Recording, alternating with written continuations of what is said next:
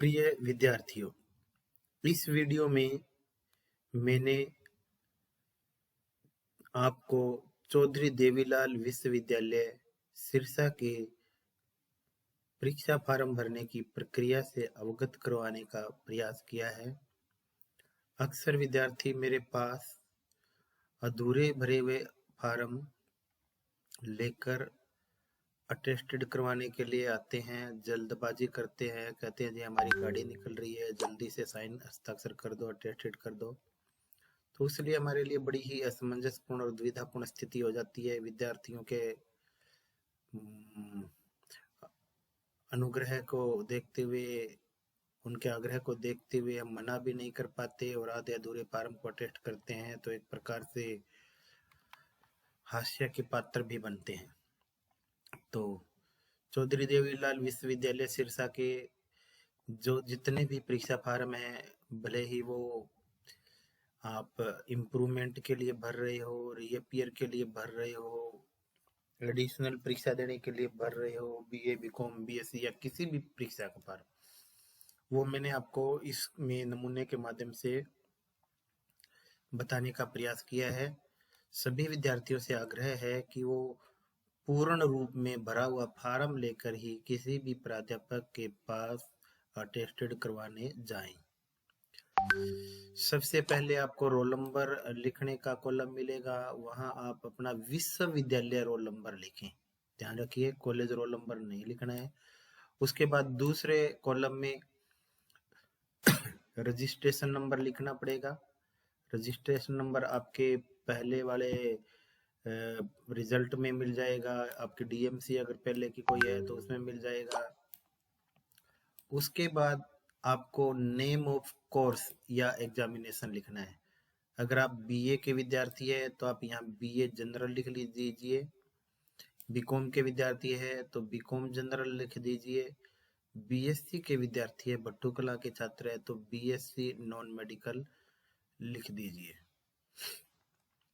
सबसे जरूरी है पार्ट सेमेस्टर लिखना। जिस भी सेमेस्टर का पेपर आप दे रहे हैं वो यहाँ लिखें। ध्यान रखें, बीए फर्स्ट सेकंड फाइनल की बजाय आप यहाँ सेमेस्टर लिखें और ये भी लिख दें फर्स्ट सेम। मान लीजिए यह फार्म बीए फर्स्ट सेम का भर रहे हैं तो आपको लिखना है बीए जनरल लिख दिया, फर्स्ट सेम लिख दें।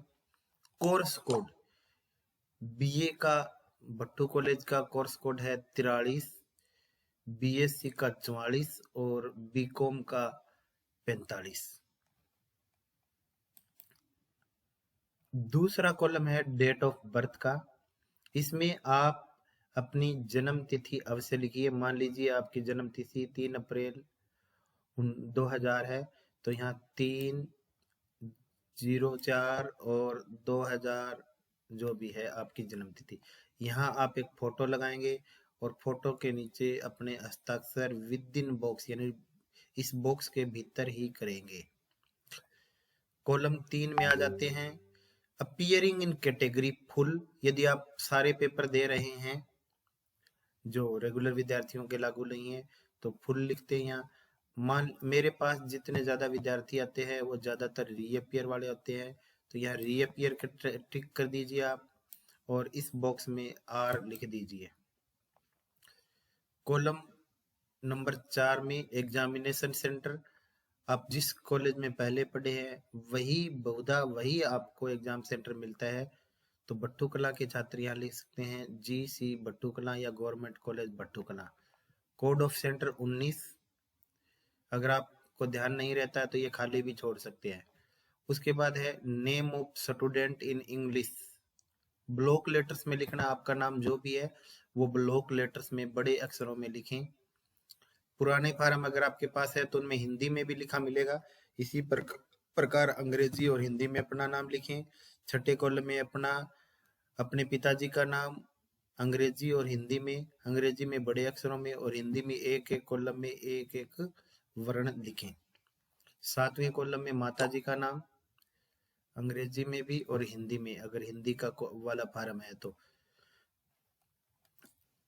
कॉलम नंबर 8 में आप अपने घर का पता लिखें। वैसे यह फार्म जो है वो परंपरा से चला आ रहा है। इस फार्म को सरलीकृत किया जा सकता है। ये 4 पृष्ठों का 4 पेजों का फार्म है। इसको एक पेज में बनाकर भी विश्वविद्यालय ठीक से काम चला सकता है, लेकिन विश्वविद्यालय इस दिशा में अभी सोच नहीं रहा है, पता नहीं क्यों। 8वां कॉलम में आपने अपने घर का पता भर दिया।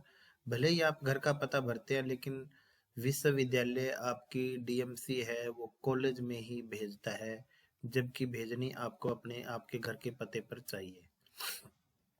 कॉलम नंबर 9, 8 में कुछ और भी दिए हुए, state to which you belong, Haryana से रखते हैं आप संबंध, अपना फोन नंबर भर दीजिए यहाँ।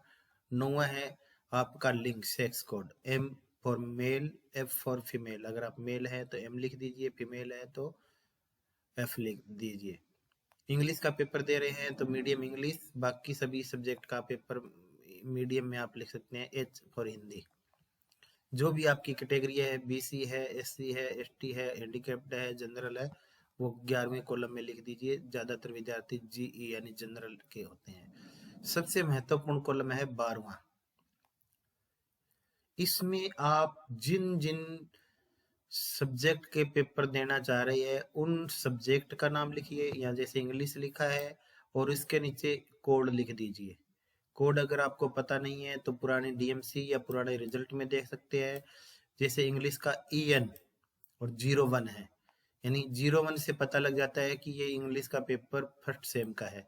अगर यहाँ 02 होता तो सेकंड सेम का होता।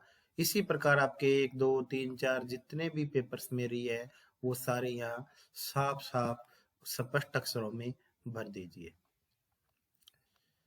कॉलम नंबर 13, इसमें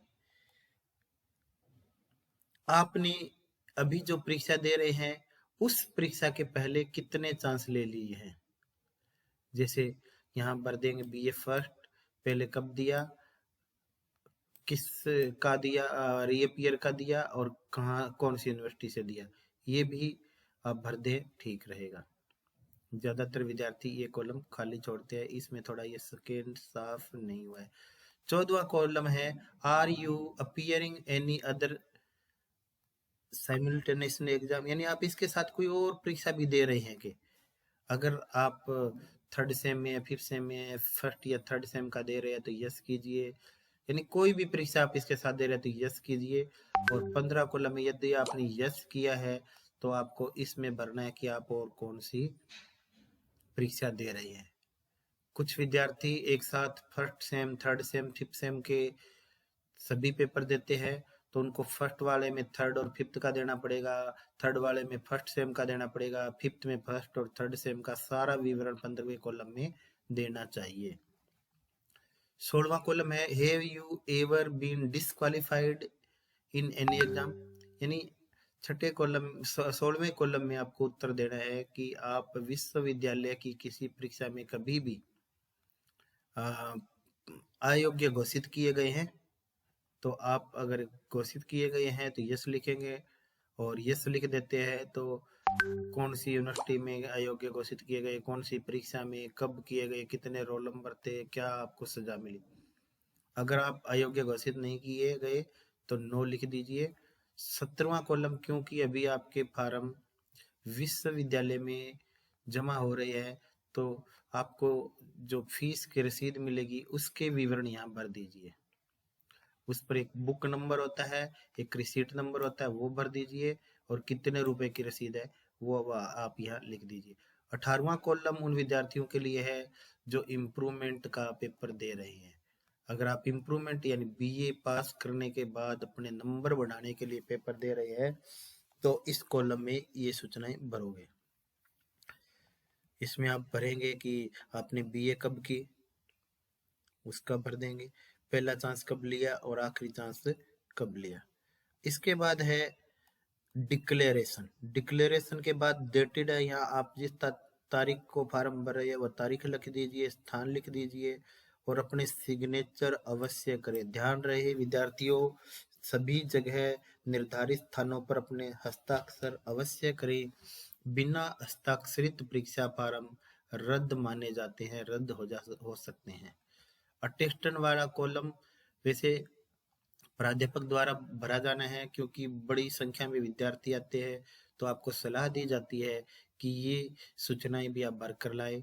आई सर्टिफाई यानी प्राध्यापक सर्टिफाई कर रहा है, आप अपना नाम भरें, अपने पिताजी का नाम भरें, और आपने इस सेम की पहले परीक्षा कब कौन सी दी थी, बीए फर्स्ट टाइम लिख दीजिए, रोल नंबर लिख दीजिए जो आपका विश्वविद्यालय रोल नंबर है, और इस प्रकार यहाँ तारीख भी लिख दें और स्थान भी लिख दें, ताकि प्राध्यापक को कम समय लगे आपका फार्म अटेस्ट करते हुए।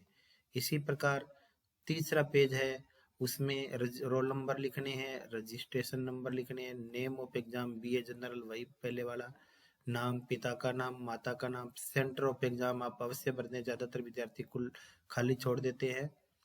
सेंटर भट्टू कला, सेंटर कोड 19 है, आप खाली छोड़ दें तो भी कोई बात नहीं है। 5वीं कॉलम में जिन पेपर के लिए आप फार्म भरे हैं उनका नाम जरूर लिखें। 6ठे कॉलम में अपने साइन जरूर करें। इसी प्रकार ये सारी सूचनाएं 2 बार भरनी है, एक ही पेज पर 2 बार ये दिया हुआ है। उसके बाद है to be filled in by the candidate, यहाँ अपना एड्रेस, रोल नंबर वगैरह ये जो सूचनाएं मांगी गई है ये भर दे। हालांकि ये कोई काम में नहीं लेता विश्वविद्यालय, लेकिन कम से कम आप एक कॉलम या 2 कॉलम में तो ये सारी सूचनाएं जरूर भर दें। उसके बाद है फार्म का चौथा पेज। चौथा पेज जो ये कंप्यूटरीकृत डाटा करने के लिए होता है, और ये पहले होता था स्कैन करके, लेकिन अभी विश्वविद्यालय पुरानी परंपरा पर चल रहा है। तो यहाँ अपना रजिस्ट्रेशन नंबर भरें, रोल नंबर भरें। ध्यान रहे कि आपका रजिस्ट्रेशन नंबर और रोल नंबर आजकल अलग अलग है।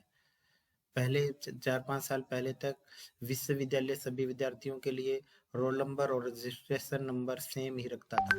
Name of examination BA, BCom, BSc जो भी है उस परीक्षा का नाम लिखिए। एग्जाम कोड दोबारा बता देता हूँ, बीए का एग्जाम कोड 43 है, बीएससी का 44 है, बीकॉम का 45 है। अगर आपको ध्यान नहीं है तो ये खाली छोड़ सकते हैं।